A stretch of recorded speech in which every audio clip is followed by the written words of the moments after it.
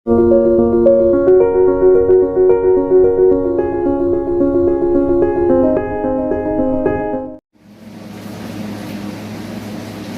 हिंद। आज हम लोग भारत के भूगोल में एक इम्पोर्टेंट टॉपिक है रिवर्स इन इंडिया। उसमें भी एक सबसे मोस्ट इम्पोर्टेंट जो टॉपिक है वो है गंगा रिवर सिस्टम, यानी गंगा नदी तंत्र। आज हम लोग गंगा नदी तंत्र पर बात करने वाले हैं और बड़े विस्तार से समझेंगे।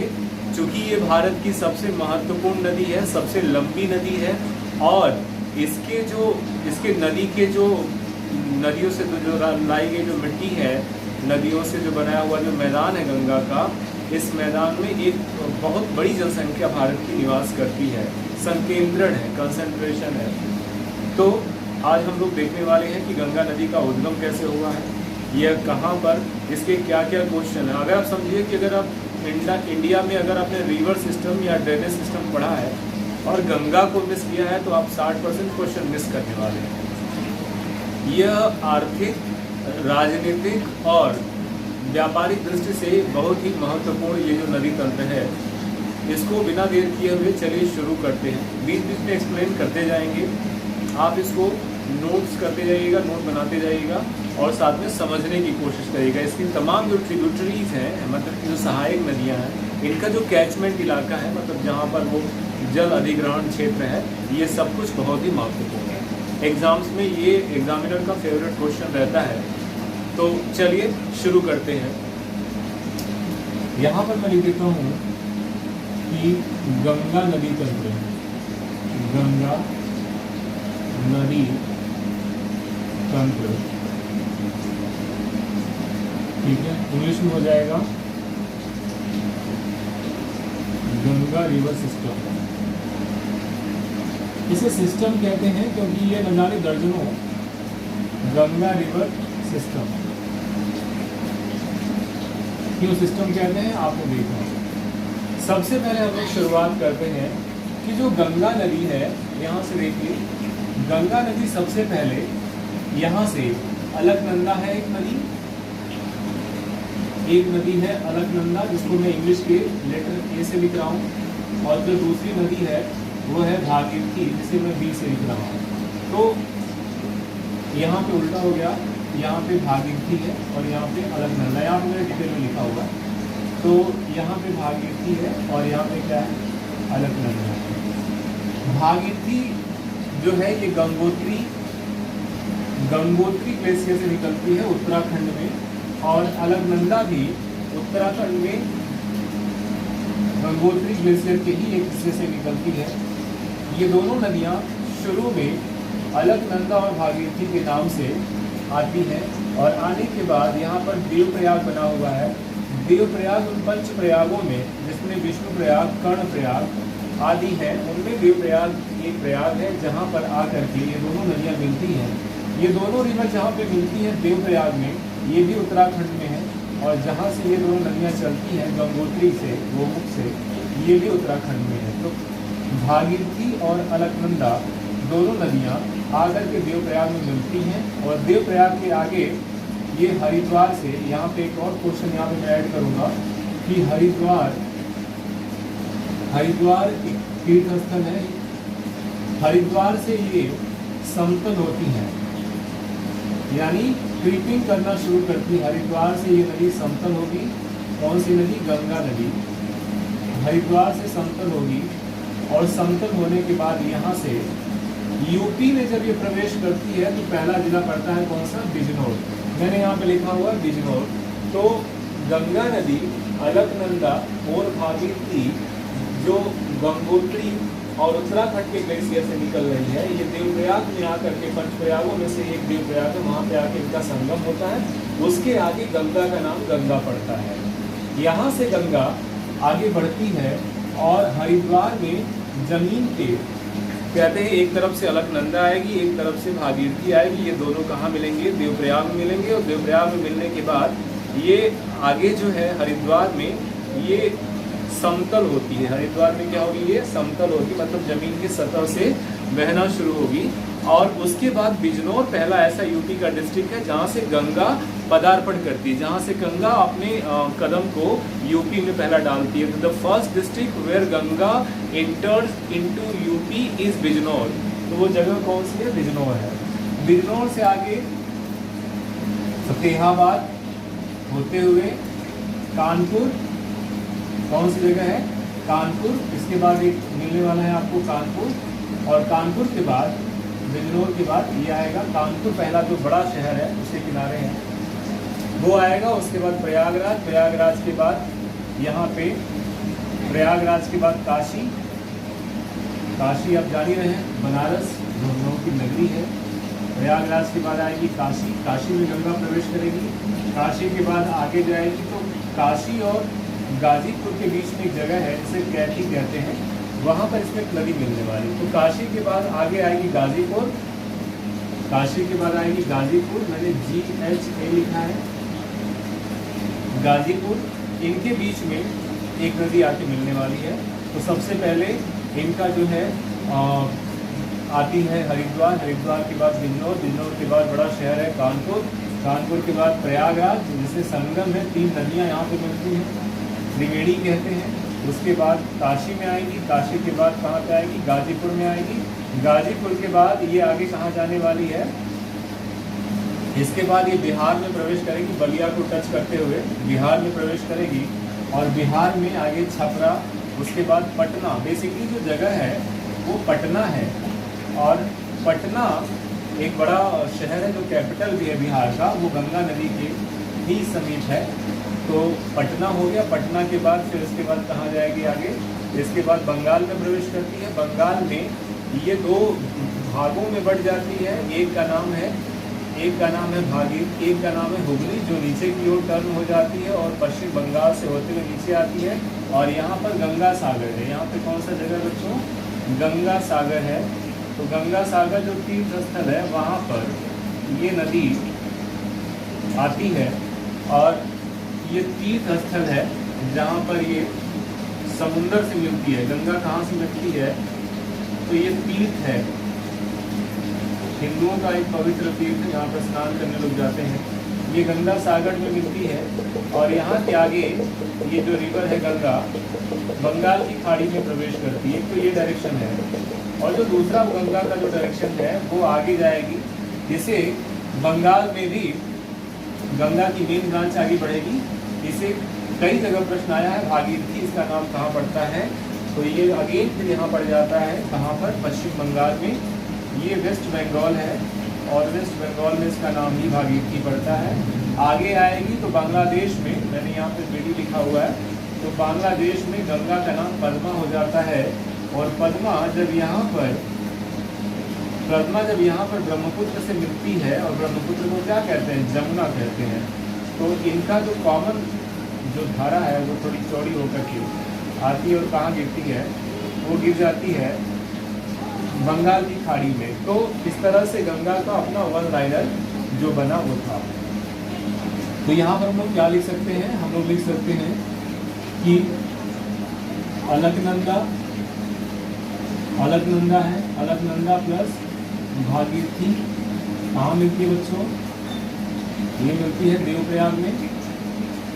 ये दोनों पंच प्रयागों में से एक प्रयाग है देवप्रयाग। यहाँ पर अलकनंदा और भागीरथी मिलती है, और वहाँ से मिलने के बाद ये आगे बढ़ेगी, और हरिद्वार में ये जो गंगा नदी है ये समतल होती है, उसके पहले पहाड़ से गिर रही होती है। ये समतल होगी हरिद्वार में, और हरिद्वार के आगे जब ये जाएगी तो बिजनौर से ये यूपी में प्रवेश करेगी। जिला बिजनौर, बिजनौर से कहाँ प्रवेश करेगी? ये यूपी में प्रवेश करेगी। यूपी में प्रवेश करने के बाद फतेहाबाद और कानपुर, और उसके बाद कौन सा है? कानपुर है। कानपुर नगर जानते हैं जिससे यूपी की औद्योगिक राजधानी भी कहते हैं। कानपुर में जाएगी। कानपुर के बाद कहाँ पे आती है? प्रयागराज, जो बड़ा शहर है, इसमें त्रिवेणी संगम है। यहाँ पे 3 नदियाँ गंगा, यमुना और सरस्वती का संगम होता है। प्रयागराज के बाद ये आएगी कहाँ पर? वाराणसी में, और वाराणसी से काशी भी कहते हैं। यहाँ पर गंगा आती है। यहाँ पर ये चंद्राकार होती है, अर्ध चंद्राकार। कई बार सवाल पूछा है कि गंगा अर्ध चंद्राकार कहाँ पे है, तो आप बोलोगे कहाँ पर है, काशी में है। वाराणसी के बाद ये जाएगी गाजीपुर, और गाजीपुर को बनारस की सिस्टर डिस्ट्रिक्ट भी कहते हैं। गाजीपुर के बाद थोड़ा सा बलिया को टच करते हुए, इसीलिए बलिया का नाम मेंशन नहीं कर रहा हूँ, कहा जाएगी पटना, और पटना के बाद पश्चिम बंगाल, और पश्चिम बंगाल के बाद बांग्लादेश, बांग्लादेश में जा करके और अंत में बंगाल की खाड़ी में गिर जाती है,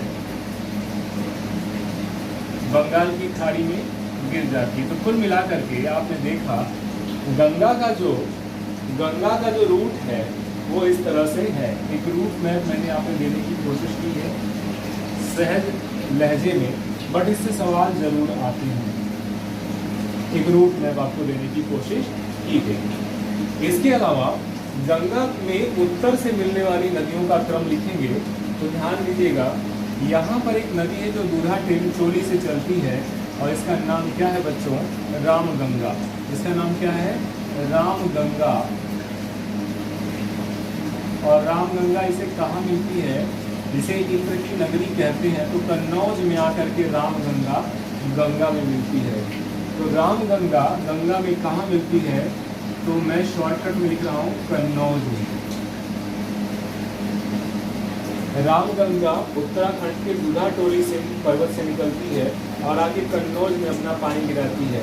वहीं पे उसके आगे जाएंगे तो पीलीभीत के फुलहर झील से, यहाँ पे ये इम्पोर्टेंट क्वेश्चन बनता है कि ऐसी कौन सी नदी है जो न किसी पर्वत से निकलती है बल्कि मैदान से निकलती है, तो इसका नाम है गोमती नदी।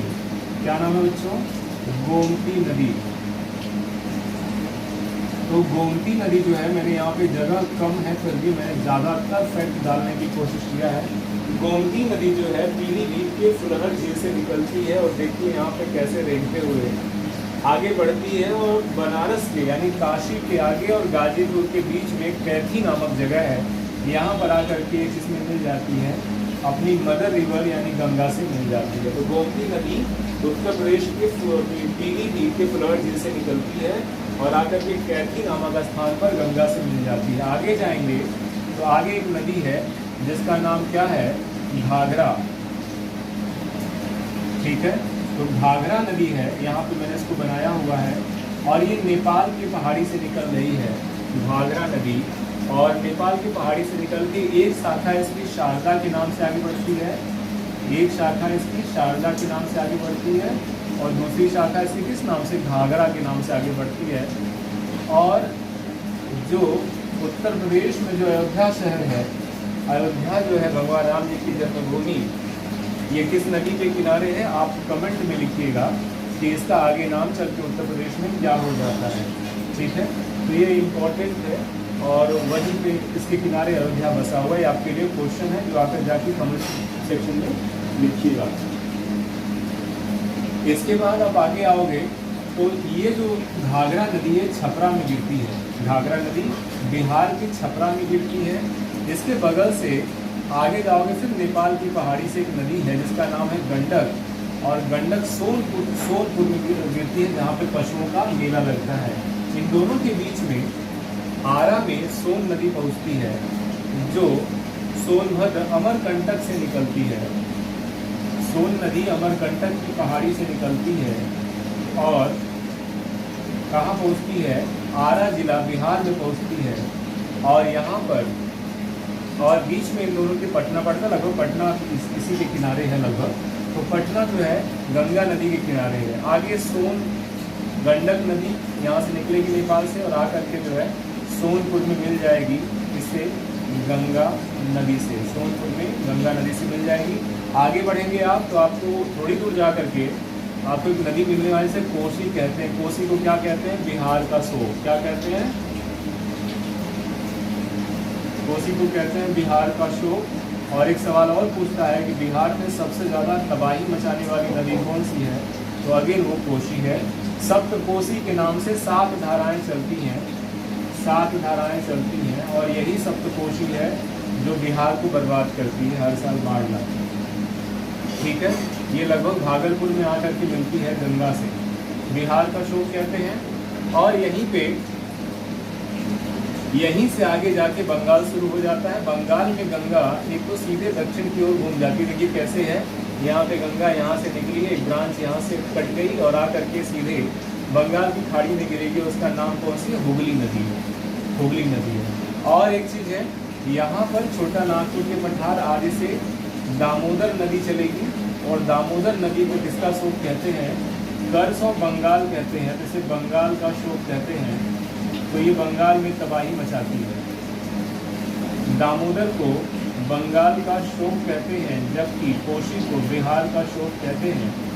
ये आकर के मिल जाती है किससे? हुगली में। यहाँ पे देखिए दामोदर आके हुगली में मिल गई और दोनों मिल करके गंगा सागर के बाद बंगाल की खाड़ी में मिल गई। तो आपने देखा कि उत्तर से मिलने वाली नदियाँ, समस्त नदियाँ जो उत्तर से मिलने वाली समस्त नदियाँ जो गंगा की सहायक नदियाँ हैं, उनमें कौन कौन सी हैं? सबसे पहले चली है तो रामगंगा।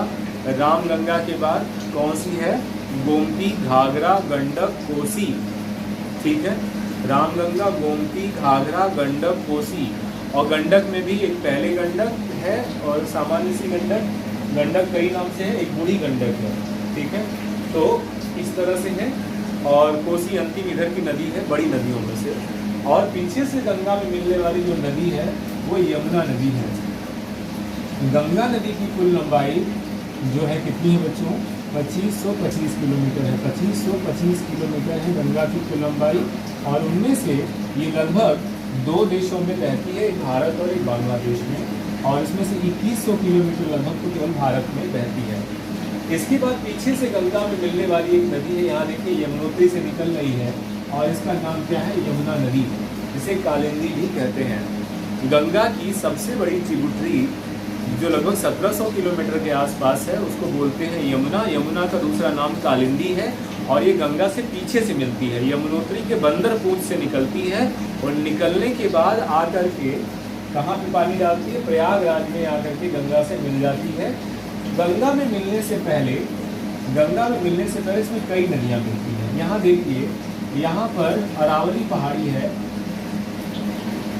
अरावली पर्वत है और अरावली पर्वत दुनिया का पुराना फोल्डेड माउंटेन है।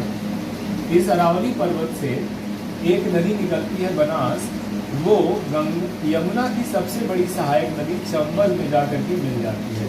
ध्यान दीजिएगा, ये बनास अरावली से निकलेगी और यहाँ से चंबल नदी जो है मध्य प्रदेश के महू जिले से निकलती है। मध्य प्रदेश के महू जिले से चंबल नदी निकलती है और ये जाकर के कहाँ मिल जाती है? बताइए कहाँ मिलती है? ये इटावा के आसपास। ठीक है, तो ये चंबल नदी है और जो मध्य प्रदेश के महू जिले से निकलती है। पहाड़ी का नाम है विंध्याचल पर्वत और विंध्याचल पर्वत है और विंध्याचल पर्वत से ही ये नदी निकलती है। और कहाँ पे जाकर के मिलती है? लगभग इटावा के पास मिलती है और कोटा इसके किनारे बसा होगा। दूसरा है बेतवा। बेतवा भी जाकर के कहाँ अपना पानी डालती है? यमुना में डालती है। तो पहला चंबल हो गया, दूसरा बेतवा हो गया, तीसरा केन हो गया। मैंने लिखा KEN, केन। इसके बाद काली सिंध है। तो इन नामों से जो नदियाँ हैं ये यमुना की ट्रिब्यूटरी है, लगभग 4 बड़ी ट्रिब्यूटरी। और केन बेतवा लिंक की बात हो रही है और इस पर जो है काफ़ी पैसा सरकार ने लगा दिया है और लगभग ये काम हो चुका है, इसे फंक्शनिंग होना है। तो केन बेतवा लिंक है। ध्यान दीजिएगा, गंगा की पीछे से मिलने वाली यानी इसके पश्चिम से मिलने वाली सबसे बड़ी सहायक नदी यमुना है। 1760 के आसपास है, देख लीजिएगा कितने किलोमीटर है। और यमुना की सबसे बड़ी सहायक नदी चंबल है। चंबल नदी जो है वो मशहूर है अपने खड्ड के लिए। चंबल का जो बीहड़ है जिसमें फूलन देवी जैसी जो कुख्यात डकैत थी वो मशहूर थी। चंबल के बीहड़ में लोग गायब हो जाते थे, वो पता नहीं चलता था। सैकड़ों किलोमीटर में ये फैला हुआ बीहड़ जो है अपने खड्ड के लिए मशहूर है। और यहाँ पे एक से एक जो है दस्यु और डाकू और खूंखार डकैतों का गिरोह रहा करता था। हालांकि अब काफ़ी कुछ लोगों ने सरेंडर कर दिया है, लेकिन फूलन देवी के नाम से ये जगह मशहूर रही। और चंबल जो है, चंबल में 3 तरह के बांध हैं। एक तो है गांधी सागर बांध, दूसरा है जवाहर सागर बांध और तीसरा है राणा प्रताप सागर बांध। तो 3 तरह के बांध हैं चंबल में। एक है गांधी सागर बांध, गांधी सागर बांध, दूसरा है जवाहर सागर बांध, जवाहर सागर, और तीसरा है राणा प्रताप सागर, राणा प्रताप सागर बांध। तो 3 तरह के बांध हैं।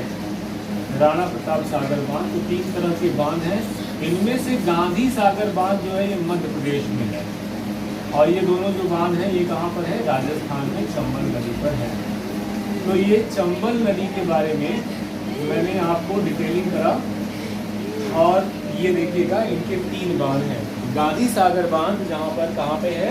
गांधी सागर बांध मध्य प्रदेश में है। जवाहर सागर जवाहरलाल नेहरू के नाम पे याद रखिएगा, ये कहाँ पर है? राजस्थान में। और राणा प्रताप सागर बांध भी राजस्थान में। तो एक ऐसे याद रखिएगा कि जो गांधी जी थे ये मध्य प्रदेश में चले गए, बाकी जो जवाहर जी थे और जो राणा प्रताप जी राजस्थान के रहने वाले थे। ऐसे याद करेंगे तो याद हो जाएगा। 3 बांध पूछता है। और एक बात, चंबल नदी जो है घड़ियाल यानी क्रोकोडाइल का नैसर्गिक प्लेस है। यहाँ पे क्रोकोडाइल का प्रजनन स्थान है, यहाँ पे उनकी संख्या बढ़ाई जाती है, बच्चे पैदा करते हैं, और ये इन नदियों में पाए जाते हैं। जबकि गंगा नदी में डॉल्फिन पाई जाती है, गंगा नदी में डॉल्फिन पाई जाती है, जबकि चंबल नदी में क्रोकोडाइल पाए जाते हैं। ठीक है, और डॉल्फिन रिसर्च सेंटर जो है वो पटना में। ठीक है, तो इस चीज़ को याद रखिएगा। इसमें जो दक्षिण से मिलने वाली नदी है केवल एक नदी है, सोन नदी। तो गंगा में दक्षिण से मिलने वाली एक ही नदी है, और ये सोन नदी है, इसलिए ये क्वेश्चन इंपॉर्टेंट हो जाता है। सोन नदी यूपी के सोनभद्र से होते हुए पटना के आसपास जाकर के गंगा में अपना पानी डाल देती है। तो इस तरह से हमने जो रिवर सिस्टम इन इंडिया है उसमें सबसे इम्पोर्टेंट जो रिवर है उसका नाम है गंगा रिवर। और गंगा नदी तंत्र जो है अपने में हर तरह से मोस्ट इम्पोर्टेंट है, और इसलिए हमने उसको पीछे समझने की कोशिश की है। इसका स्क्रीनशॉट ले लीजिए, और लेने के बाद इसे देखिए। देखने में ज़रूर कॉम्प्लिकेट लग रहा है, लेकिन है बहुत प्यारा सा, बहुत बढ़िया है। और चूँकि गंगा माता है, आस्था का केंद्र है, करोड़ों लोगों की जीविका चलती है, कम से कम 40-50 करोड़ लोगों की सीधे जीविका चलती है गंगा जी से। तो इसे नोट कर लीजिएगा, इसका नोट्स बना के MCQ कर लीजिएगा, पिछले साल के क्वेश्चंस को कर लीजिएगा। और उम्मीद है कि इस वीडियो के बाद आपका गंगा रिवर सिस्टम से कोई MCQ बचेगा नहीं। अगर इस तरह के वीडियो से आपको मदद मिलती है तो वीडियो को शेयर, सब्सक्राइब और लाइक करना ना भूलें। अपने दोस्तों के साथ ज़्यादा से ज़्यादा शेयर करें, और इसका सब्सक्रिप्शन बढ़ाएंगे तो हमें हौसला मिलेगा। ऐसे ही वीडियो के साथ फिर दूसरा नदी तंत्र लेकर के उपस्थित होंगे। तब तक आप दिल लगाकर पढ़ते रहिए, और आपके लिए ढेर सारी शुभकामनाएं। मिलते हैं फिर। जय हिंद।